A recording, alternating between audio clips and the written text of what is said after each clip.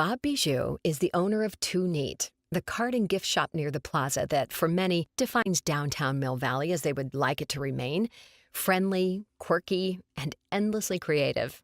Artists are grateful to Too Neat because Bob has helped so many of them reproduce and package their work, helped get their music or art out before the public.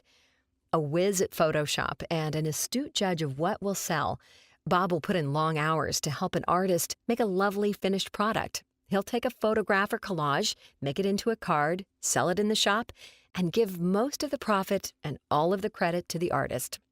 Doing creative things for others is what he most enjoys. He is able to do this because he's not in it for the money. Too Neat, now 30 years old, is a zone where people of all ages are comfortable. They're met by an adult who has a good sense of humor, who offers free espresso and a puppy to unattended children.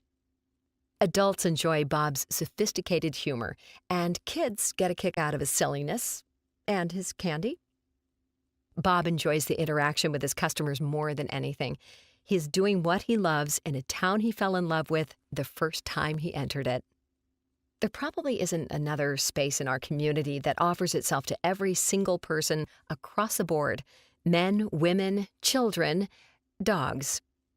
Anyone can walk up to Too Neat and end up giggling about something. You don't even have to go in. You literally see people doubled over laughing in front of his window displays. They walk away as if they've won $1 million. The feeling you get from having a really good laugh. Nothing compares to it. Bob Bijou, he does that for our community.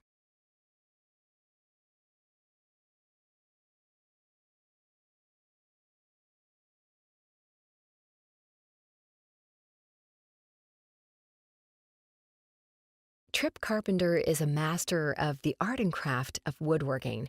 Whether turning simple vessels or sculpting tables, benches, and chairs, Trip delves into the secrets held within each piece of wood. Like a stone carver, the woodworker finds the form not by adding, but by taking away. He eliminates cut by cut, shaving by shaving, chip by chip, until an essence is revealed, then refines with finishing tools, sandpaper, and oils. Trip's forms are elegant, and his exceptional finishes are integral to each piece. He's a person of great integrity, artistically and personally. His late father and teacher, Art Carpenter, observed, "The independent spirit will never die in that boy." Trip follows his own path. He's one of those outsiders, an iconoclast, who steps away from the humdrum expectation of the world at large, then puts something worthwhile and unique back into the world. That may be the very definition of an artist. At the Mill Valley Library, Trip has refinished most of the original furniture created by his father in the 1960s and has created new pieces, including a new reference desk, book drop, and self-checkout stands. His furniture fits the demands of a modern workplace while keeping the design consistent with the original designs. Our library is considered one of the most outstanding in the country, and Trip is helping to maintain part of what makes the library beautiful: its handcrafted furniture. He travels from his home on Mount Tamalpais to Bolinas each day to work in the studio. Besides tables, desks, and chairs, a simple cutting board or shallow bowl by Trip will be distinguished by an unusual grain or distinctive knot, an exotic wood, or the special beauty of our native species. Creating designs that are influenced by nature, Trip Carpenter strives for fluidity and playfulness in his work and in his life.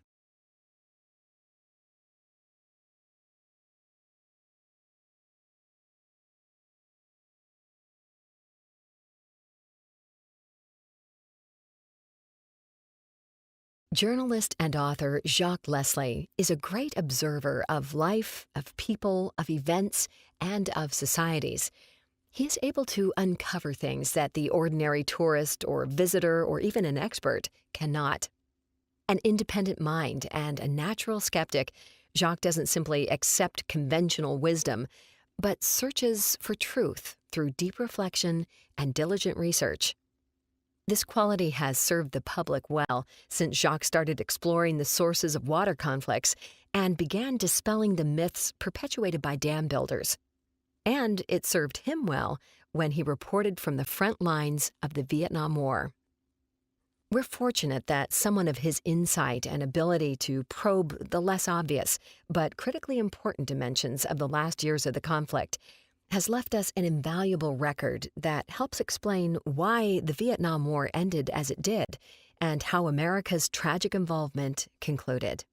His journalistic legacy is highlighted by one of the major scoops of the end years of the war, which was a remarkable and daring trip into a revolutionary-controlled rural area shortly after the January 1973 ceasefire agreement was signed. His books and essays stand out because he has a precise, thoughtful, and elegant way with words. His metaphors reflect deep insights.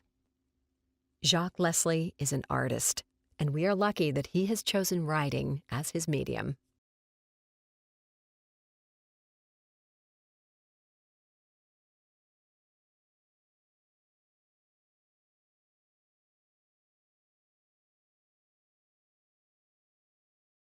In 10 years of leadership, Jason Minadakis has put the Marin Theater Company on the national map.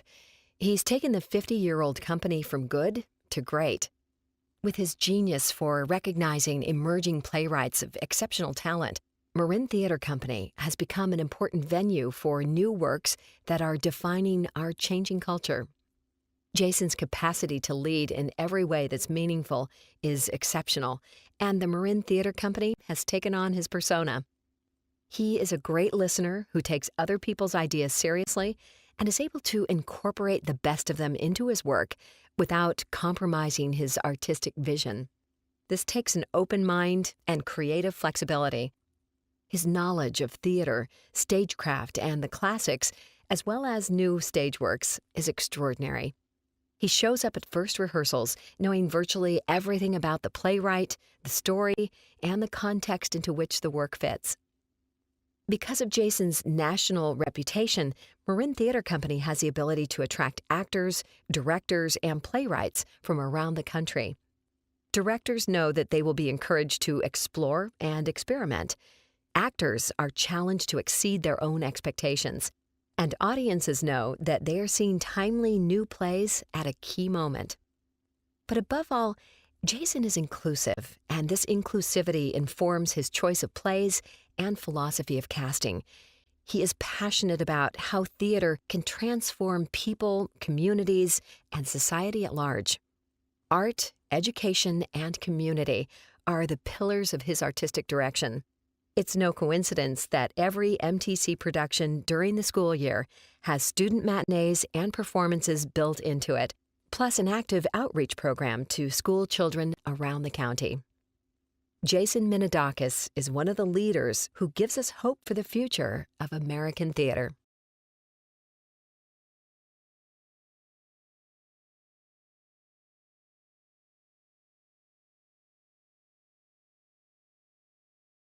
Soulful chanteuse Maria Muldaur is one of the great American singers and stylists, an artist with amazing vocal chops, energy, and raw power, the consummate professional performer. From the beginning, she gravitated naturally to country, folk, bluegrass, gospel, jazz, and ultimately the blues.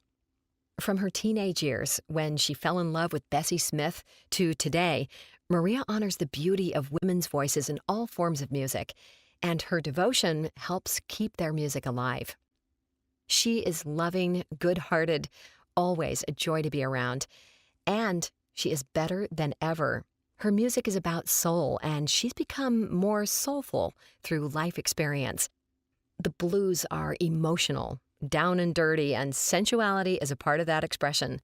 All the great female singers had it, and Maria embodies it. She takes the words and makes them real. When Maria comes into a room, everything heats up and brightens up.